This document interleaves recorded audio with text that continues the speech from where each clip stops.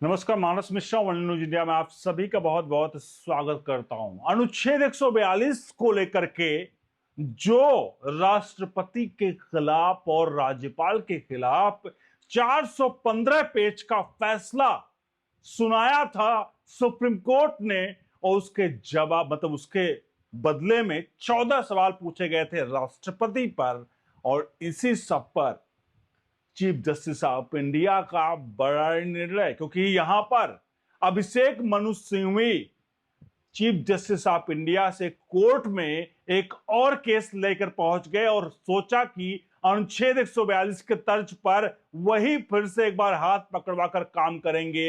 लेकिन क्या कुछ हुआ आपको दिखाते हैं, क्योंकि कल सुप्रीम कोर्ट की एक सुनवाई हो रही थी जिसमें कुछ ऐसा हुआ जो संविधान की किताबों से कहीं ज्यादा जीवंत था। Chief justice of India B R Gavai की अगुवाई वाली बेंच के सामने तमिलनाडु सरकार के वकील अभिषेक मनु सिंघवी खड़े थे। उनकी दलील इतनी तीखी हो रही थी कि बीच में ही चीफ जस्टिस ऑफ इंडिया ने तपाक से बोल दिया कि बस 4 हफ्ते का और इंतजार कीजिए, क्योंकि मैं रिटायरमेंट से पहले फैसला सुना कर जाऊंगा। यह सिर्फ एक टिप्पणी नहीं बल्कि एक सूक्ष्म लेकिन स्पष्ट संकेत था कि अदालत अब अधीरता पर लगाम रखने कहीं न कहीं कसने की कोशिश कर रही है। स्विंगिंग सिंघवी साहब जो बार बार राष्ट्रपति के संदर्भ पर फैसले की प्रतीक्षा ना करने की मांग कर रहे थे, वो यह सुनना पड़ा। क्यों? क्योंकि यह केस सिर्फ एक बिल का नहीं था बल्कि राष्ट्रपति के 14 सवालों का है। सवाल जो सीधे सुप्रीम कोर्ट की शक्तियों पर प्रहार करते हैं। आज हम इसी के बारे में आपको बताने जा रहे हैं कि कैसे न्यायपालिका के अनुच्छेद 142 का इस्तेमाल कर राष्ट्रपति जैसे संवैधानिक पद पर आदेश जारी करने की क्या हद पार कर दिया, और कैसे अभिषेक मनु सिंघवी जैसे वरिष्ठ वकील की दलीलें इस विवाद को और गहरा रही हैं। तो चलिए अब सीधे लिए चलते हैं, क्या है पूरा का पूरा प्रकरण और क्या हुआ यहां पर कोर्ट में, जहां यह तंत्र कसा गया कि सुनवाई का केंद्र था तमिलनाडु का एक नया बिल। जी हां, तमिलनाडु का एक नया बिल और लेकर पहुंचे थे अभिषेक मनु सिंघवी, और वो चाह रहे थे कि जैसे अनुच्छेद 142 का इस्तेमाल करके राज्यपाल और राष्ट्रपति की शक्तियों को सीमित कर दिया गया था, वैसे ये भी जो नया बिल था वो था जो फिजिकल एजुकेशन एंड स्पोर्ट्स जो यूनिवर्सिटी अमेंडमेंट बिल 2025। ये 6 मई 2025 को विधानसभा से पारित होकर राज्यपाल आर एन रवि के पास पहुंचा था। मुख्यमंत्री की सलाह के साथ इसे मंजूरी दे दी गई, लेकिन 14 जुलाई 2025 को राज्यपाल ने इसे राष्ट्रपति के पास भेज दिया, दलील देते हुए कि यह यूजीसी रेगुलेशंस 2018 के क्लॉज 7.3 के से टकराता है। तमिलनाडु सरकार ने इसे असंवैधानिक बताया, अनुच्छेद 163 सबसेक्शन 1 और 200 का उल्लंघन माना उन्होंने। उसके बाद वकील सिंघवी की एंट्री होती है और वकील सिंघवी कोर्ट ले जाते मामले को, और कोर्ट में वो कहते हैं कि राज्यपाल बिल को राष्ट्रपति के पास भेज ही नहीं सकते हैं, खासकर जब मुख्यमंत्री की सलाह स्पष्ट है अगर राष्ट्रपति अब कुछ करते हैं तो क्या होगा। उनकी दलीलें तेज थी। राज्यपाल बिल के हर प्रावधान को जज की तरह जांच नहीं कर सकते हैं, ना कि कहीं ना कहीं रिप्रेजेंटेशन की बात करें तो घोषित कर सकते हैं। लेकिन सीजीआई गवई ने बीच में टोकते हुए कहा, हम अभी कोई आदेश नहीं देंगे, राष्ट्रपति के संदर्भ पर फैसले का इंतजार कीजिए। मुश्किल से 4 सप्ताह और संदर्भ पर 21 नवंबर से पहले निर्णय आ जाएगा। जब सिंघवी ने और दबाव डाला तो सीजीआई ने दोहराया, बस 4 हफ्ते और रुकिए। यह टिप्पणी इतनी कूटनीतिक लेकिन कठोर थी कि यह स्पष्ट हो गया कि अदालत अब तत्काल राहत मांगों पर ब्रेक लगा रही है। क्यों 4 हफ्ते? क्योंकि सीजीआई गवई का आखिरी कार्य दिवस 21 नवंबर 2025 है और वो रिटायरमेंट से पहले इस संदर्भ में फैसला सुनाना चाहते हैं। उन्होंने खुद कहा, थोड़ी रुकिए, फैसला सुनाकर ही रिटायर होऊंगा। यह सिर्फ समय की बात नहीं है बल्कि न्यायिक संयम को याद दिला देता है।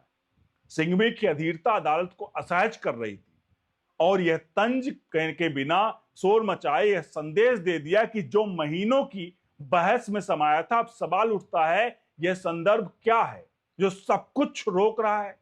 राष्ट्रपति द्रौपदी मुर्मू ने 13 मई 2025 को अनुच्छेद 143 सबसेक्शन 1 के तहत सुप्रीम कोर्ट को 14 सवाल भेजे थे। ये सवाल केरल के राज्यपाल को संबोधित थे, लेकिन वास्तव में पूरे सिस्टम पर सवाल थे। राज्यपाल और राष्ट्रपति के पास बिलों पर फैसला लेने की समय सीमा क्या होगी? क्या सुप्रीम कोर्ट ऐसी समय सीमा तय कर सकती है? क्या अनुच्छेद 142 का इस्तेमाल कर कोर्ट राष्ट्रपति को बाध्य कर सकता है? ये जरूरी सवाल जिसको पूछा गया था। अब ये सवाल अप्रैल 2025 के एक फैसले से उपजे थे। उसमें तमिलनाडु बनाम राज्यपाल केस में 2 जजों की बेंच, जस्टिस जेबी पादरीवाला और आर महादेवन ने अनुच्छेद 142 का सहारा लेते हुए 10 लंबित बिलों को डीम्ड असेट कहीं ना कहीं घोषित कर दिया।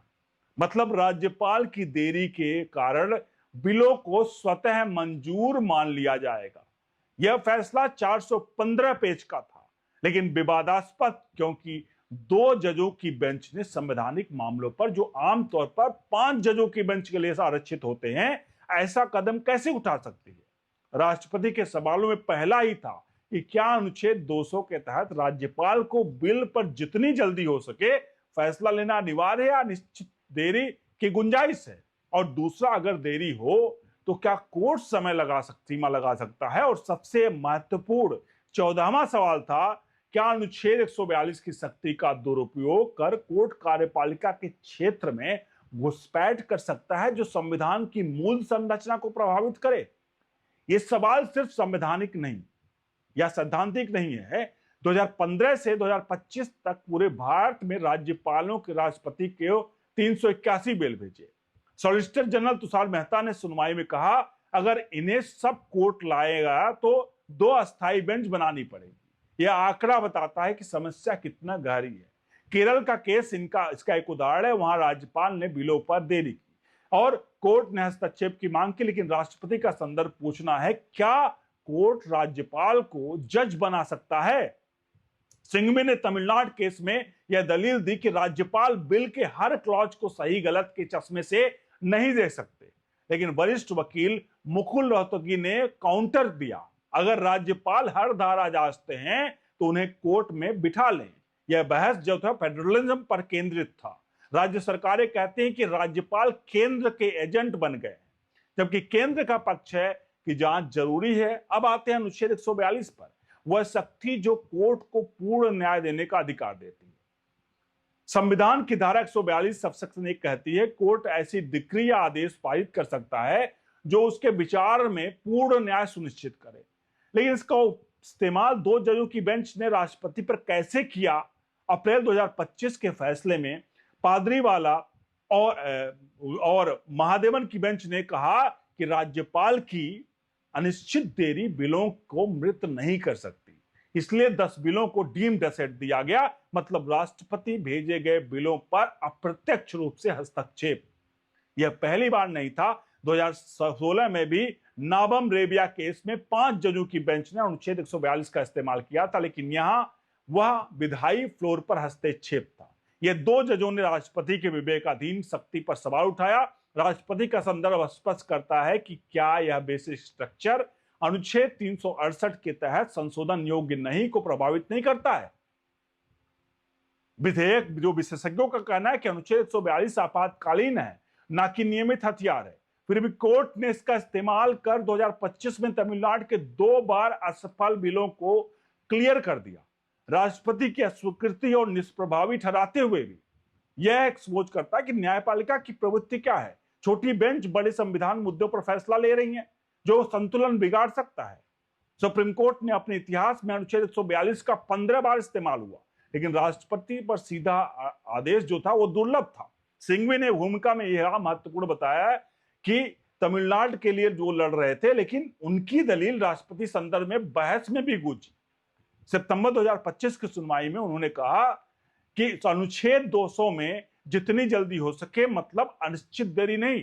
लेकिन क्या यह दलील संगत है? सिंघवी ने पहले केसों में, जैसे तेलंगाना ओबीसी कोटा मामले में, नीतिगत फैसलों को चुनौती दी, जहां उन्होंने कहा कि बिल एक्ट बनने के बाद अमल में आ गया। यह दोहराव जैसा लगता है, हर बार राज्य सरकारों का पक्ष लेते हुए कार्यपालिका पर सवाल, लेकिन बिना राष्ट्रपति की भूमिका को स्पष्ट किए। 17 अक्टूबर की सुनवाई में उनकी अधीरता, राष्ट्रपति कुछ करेंगे तो क्या, ने सीजीआई को मजबूर किया और तंज कसे।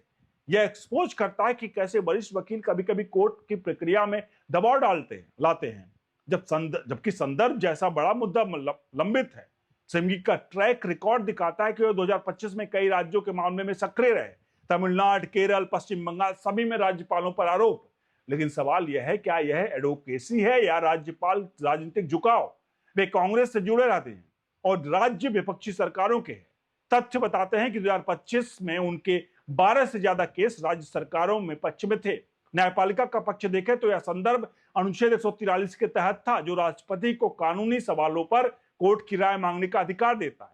इतिहास में 15 बार इस्तेमाल हुआ, लेकिन 2025 का दुर्लभ है क्योंकि यह कोर्ट की अपनी शक्तियों पर सवाल उठाता है। कोर्ट ने सितंबर में बहस सुनी, जहां तमिलनाडु और पश्चिम बंगाल ने कहा कि राज्यपाल विधायिका का हिस्सा है, लेकिन विधायी शक्ति नहीं रखते। सिंघवी ने 3 महीने की समय सीमा का बचाव किया, लेकिन सिब्बल ने कहा कि देरी के कारण जांच हो सकता है। कोर्ट ने आरक्षित रखा और अब 4 हफ्ते बाद फैसला है। क्या कोर्ट अपनी अप्रैल वाली शक्ति को बरकरार रखेगा? अगर हाँ, तो 2 जजों की बेंच राष्ट्रपति को आदेश दे सकती है, जैसा अप्रैल में हुआ, लेकिन विशेषज्ञ चेताते हैं कि यह जुडिशरी ओवररीच होगी। लॉ ट्रेंड के अनुसार अनुच्छेद 142 का इस्तेमाल सेपरेशन ऑफ पावर्स को कमजोर करता है। राष्ट्रपति का सवाल साफ है, क्या कोर्ट एग्जीक्यूट को निर्देश दे सकता है?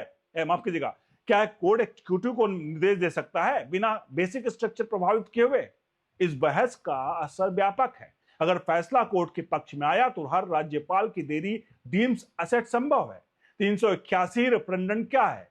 कोर्ट बोझ तले दब जाएगी। सिंघवी की दलीलें तो राज्य हितों को मजबूत करती हैं, लेकिन राष्ट्रपति स्वतंत्रता को कमजोर करती हैं। यहां एक्सपोज होती है कि उन्होंने कहा कि देरी जो है वो पॉकेट वीटो है, लेकिन मेहता ने याद दिलाया स्वतंत्रता के बाद से यह प्रथा चली आ रही है। कोर्ट ने सितंबर में जजों से कहा राज्यपालों पर बिल पर अनिश्चित काल तक नहीं बैठ सकते, लेकिन सीजीआई गवाही का तंज दिखाते हुए कहा कि अब संयम जरूरी है।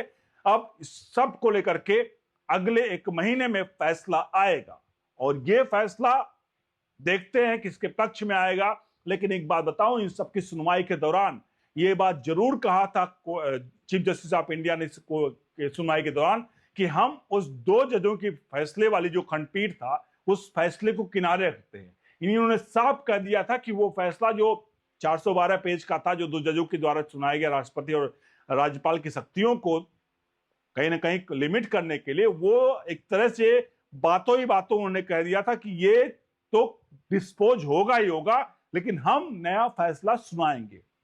अब देखते हैं 21 नवंबर से पहले इनको रिटायरमेंट होना है और उन्हें साफ कर दिया कि हम इस पर फैसला देंगे। क्या फैसला आता है? आप क्या सोचते हैं कि इस पर फैसला क्या आना चाहिए? राष्ट्रपति की शक्तियों और राज्यपाल की शक्तियों को सुप्रीम कोर्ट सीमित करना चाहिए? क्या अनुच्छेद 142 लगाना सही था? इन सब पर अपनी राय प्रतिक्रिया जरूर दीजिए। बने रहिए ऑल न्यूज इंडिया के साथ। बहुत बहुत धन्यवाद।